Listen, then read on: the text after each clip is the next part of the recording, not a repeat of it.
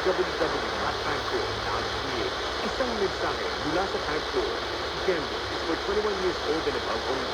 Gambling can be addictive. Know when to stop. Inaanyayahan ng Philippine Amusement and Gaming Corporation of Tagcore ang mga amateur at professional photographers sa bansa na sumali sa Tagcore Photography Contest 2026. Tampok ang firmang It's a Play, layunin ng Tagcore na maipakita ang mahalagang aral na nahuhubog sa mga simpleng laro ng kabataan. Opisyal nang tumatanggap ng entries ang Tagcore Photography Contest 2026 at bukas ang kompetisyon para sa lahat ng Filipino photographers na may edad 16 pataas. Ang deadline ng submission of entries ay sa Hulyo 30, 2026. Sa mga nais sumali, maaaring magpasa ng entry sa tatlong kategorya: conventional, mobile at drone categories. Walang grand winners. Sa bawat kategorya ang maaaring mag-uwi ng premyong hanggang 100,000 pesos. Ayon kay Tagcore Chairman at CEO Alejandro Tenco, ang mga tradisyonal na larong pambata ay hindi lamang nagbibigay saya kundi humuhubog din ng disiplina, tiyaga, sportsmanship at tatag ng loob. Ano pang hinihintay nyo?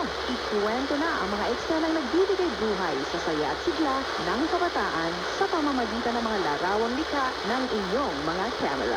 Para sa kompletong detalye, bisitahin ang Tagcore Photography Contest 2026 official website https://www.tagcore.ph/photocon2026 upang sugpuin ang lumalalang kaso ng iligal na online gaming sa bansa at protektahan ang mga manlalaro laban dito, inulansad ng Philippine Amusement and Gaming Corporation ng Tagcore o ang Tagcore Guarantee website. Maaaring i-check ng publiko sa nasabing website kung lisensyado at legitimo ang isang online gaming site bago sila maglaro o magbayad. Regular na ina-update ang website at may direktang link ito sa mga lisensyadong gaming platforms.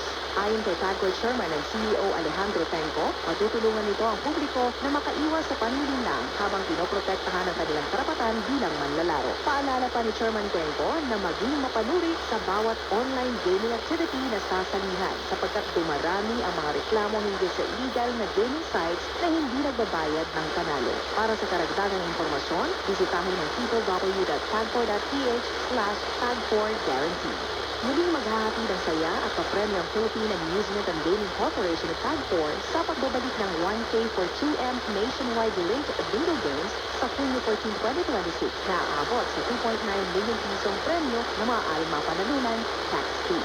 Sa Casino Filipino Angeles sa Pampanga, muling gagawin ang pagbola ng nationwide linked bingo event na naka-live stream sa mga Casino Filipino branches sa Bacolod, Cebu, Puente, Grand Rigas, Ilocos Norte, Iloilo, Mactan, Olongapo at Tagaytay. Kasali rin ang ilang bingo beneficiary venues tulad ng New Star Resort and Casino, Tucada, Manila, Winford Resort and Casino Manila at Newport World Resorts.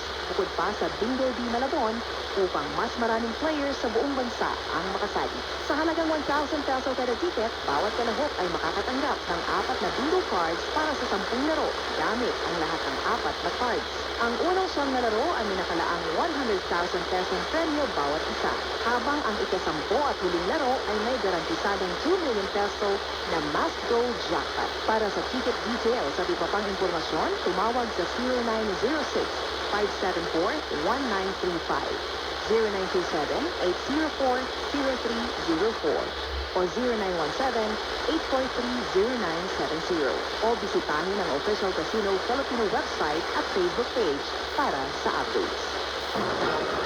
Nangunguna sa balita, opinyon, musika, impormasyon, komentaryo at serbisyo publiko. Ito ang DZME 1530, Radyo TV.